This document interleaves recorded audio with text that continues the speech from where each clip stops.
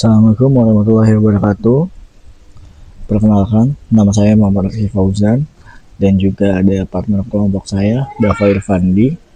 Jadi pada pertemuan kali ini, kami ingin menjelaskan mengenai perencanaan strategi tingkat usaha atau bisnis dan juga tugas dari seorang manajer. Baik, sebelum masuk kepada inti pembicaraan yang akan kita lakukan, perlu diketahui terlebih dahulu latar belakang dari perencanaan strategis tingkat usaha atau bisnis dan tugas dari seorang manajer. Dalam era globalisasi dan perkembangan teknologi saat ini, persaingan bisnis menjadi semakin ketat. Perusahaan tidak hanya bersaing dengan pelaku usaha di dalam negeri, tetapi juga dengan perusahaan dari berbagai negara. Kondisi ini menuntut setiap perusahaan untuk mampu beradaptasi dengan perubahan pasar, perkembangan teknologi, serta kebutuhan konsumen yang terus berubah. Agar dapat bertahan dan berkembang, perusahaan memerlukan perencanaan strategis yang matang. Perencanaan strategis membantu perusahaan menentukan tujuan jangka panjang serta langkah-langkah yang harus dilakukan untuk mencapai tujuan tersebut. Selain itu, keberhasilan strategi juga sangat bergantung pada peran manajer dalam mengelola sumber daya dan mengarahkan seluruh aktivitas organisasi. Oleh karena itu, pembahasan mengenai perencanaan strategis dan tugas manajer menjadi penting untuk dipelajari. Selanjutnya, yaitu pengertian perencanaan strategis. Jadi, perencanaan strategis adalah proses sistematis yang digunakan organisasi untuk menentukan arah dan tujuan jangka panjang, serta cara untuk mencapainya. Melalui perencanaan strategis, perusahaan dapat memahami kondisi internal maupun eksternal yang mempengaruhi bisnis. Proses ini dimulai dari penetapan visi dan misi, kemudian dilanjutkan dengan analisis lingkungan bisnis. Penetapan tujuan strategis, penyusunan strategi, implementasi, hingga evaluasi. Dengan adanya perencanaan strategis, perusahaan dapat mengambil keputusan yang lebih tepat dan terarah dalam menghadapi perubahan lingkungan bisnis. Materi selanjutnya yaitu mengenai tingkatan strategi dalam organisasi. Jadi, dalam organisasi terdapat 3 tingkatan strategi. Tingkatan pertama adalah strategi korporasi yang berkaitan dengan keputusan besar perusahaan seperti ekspansi usaha, merger, atau diversifikasi produk. Strategi ini biasanya ditentukan oleh manajemen puncak. Nah, tingkatan yang kedua adalah strategi bisnis yang berfokus pada cara perusahaan bersaing di pasar tertentu. Pada tingkat ini, perusahaan menentukan bagaimana menciptakan keunggulan dibandingkan pesaing yang lain. Sedangkan, tingkatan ketiga adalah strategi fungsional, yaitu strategi yang diterapkan pada setiap fungsi organisasi seperti pemasaran, keuangan, produksi, dan sumber daya manusia untuk mendukung strategi bisnis. Materi selanjutnya yaitu mengenai keunggulan bersaing. Jadi, keunggulan bersaing merupakan kemampuan perusahaan untuk menciptakan nilai yang lebih baik dibandingkan pesaing yang lain. Menurut Porter, terdapat 3 strategi utama untuk mencapai keunggulan bersaing. Strategi yang pertama adalah cost leadership atau kepemimpinan biaya, yaitu strategi untuk menghasilkan produk dengan biaya yang lebih rendah sehingga dapat menawarkan harga yang lebih kompetitif. Yang kedua adalah differentiation atau diferensiasi, yaitu menciptakan produk yang unik dan memiliki nilai tambah sehingga berbeda dari produk pesaing. Ketiga adalah fokus strategi, yaitu memusatkan perhatian pada segmen pasar tertentu dan melayani kebutuhan pelanggan secara lebih spesifik.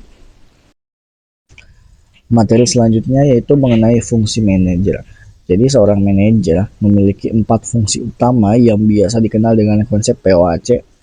Yang pertama, planning atau perencanaan, yang merupakan proses menentukan tujuan dan strategi yang akan digunakan organisasi. Yang kedua, organizing atau pengorganisasian adalah proses mengatur sumber daya yang dimiliki perusahaan agar dapat digunakan secara efektif. Yang ketiga, leading atau pengarahan, yang berarti memimpin, memotivasi, dan membimbing karyawan agar bekerja sesuai tujuan dari organisasi tersebut. Yang keempat, controlling atau pengendalian, yang dilakukan untuk memastikan seluruh kegiatan berjalan sesuai rencana dan melakukan tindakan korektif jika terjadi penyimpangan. Selanjutnya ada perencanaan strategis tingkat bisnis. Jadi, dalam menyusun strategi bisnis, perusahaan perlu melakukan analisis lingkungan internal dan juga eksternal. Analisis internal bertujuan mengidentifikasi kekuatan dan kelemahan perusahaan.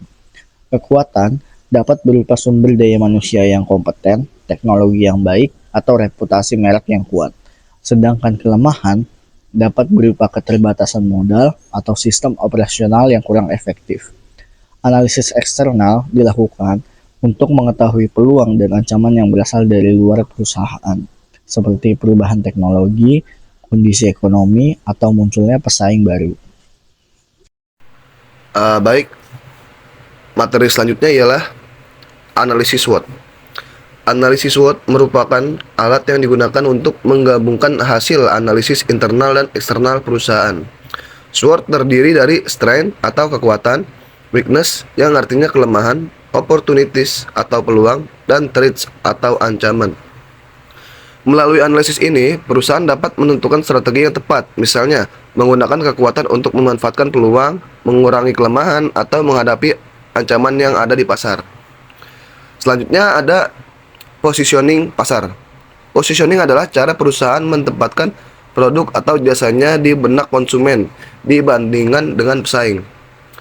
Positioning ini yang baik harus memiliki keunikan, relevan dengan kebutuhan konsumen, dan konsisten dalam komunikasi pemasaran. Sebagai contoh, sebuah perusahaan dapat memposisikan produknya sebagai produk premium dengan kualitas tinggi atau sebagai produk ekonomis dengan harga terjangkau. Positioning ini yang dipilih akan mempengaruhi strategi pemasaran dan citra perusahaan di mata konsumen. Selanjutnya, peran manajer dalam perencanaan strategis. Manajer memiliki peran yang sangat penting dalam seluruh proses strategi. Pada tahap formulasi strategi, manajer bertugas menetapkan visi, misi, dan tujuan organisasi. Pada tahap implementasi, manajer mengalokasikan sumber daya, menyusun program kerja, dan mengkoordinasi seluruh bagian organisasi. Sedangkan pada tahap evaluasi, manajer mengukur kinerja perusahaan, membandingkannya dengan target yang telah ditetapkan, dan melakukan perbaikan jika diperlukan. Pentingnya perencanaan strategis. Perencanaan strategis memberikan banyak manfaat bagi organisasi. Pertama, memberikan arah yang jelas sehingga seluruh anggota fokus pada tujuan yang sama. Kedua, membantu manajer dalam mengambil keputusan yang tepat. Ketiga, mengurangi risiko dan ketidakpastian yang mungkin terjadi di masa depan. Selain itu, perencanaan strategis juga meningkatkan efisiensi penggunaan sumber daya dan membantu perusahaan menciptakan keunggulan bersaing yang berkelanjutan. Di sini ada studi kasus Netflix. Netflix merupakan contoh perusahaan yang berhasil menerapkan perencanaan strategis dengan baik. Awalnya Netflix bergerak dalam bisnis penyewaan DVD atau yang bisa kita sebut kaset. Namun perusahaan melihat adanya perubahan teknologi dan perilaku konsumen yang mulai beralih ke digital. Melalui strategi yang tepat, Netflix bertransformasi menjadi platform streaming online. Perusahaan juga melakukan investasi besar dalam teknologi dan produksi konten original. Hasilnya, Netflix mampu menjadi salah satu perusahaan streaming terbesar di dunia dan tetap kompetitif menghadapi banyak pesaing. Hambatan dalam aktivitas strategis. Dalam pelaksanaannya, strategi sering menghadapi berbagai hambatan, salah satunya adalah resistensi terhadap perubahan. Karena karyawan sering merasa nyaman dengan cara kerja lama. Hambatan lainnya adalah kesenjangan komunikasi, yaitu ketika strategi yang dirancang manajemen tidak dipahami dengan baik oleh karyawan. Selain itu, kesalahan dalam menganalisis kondisi pasar dapat menyebabkan perusahaan mengambil keputusan yang kurang tepat.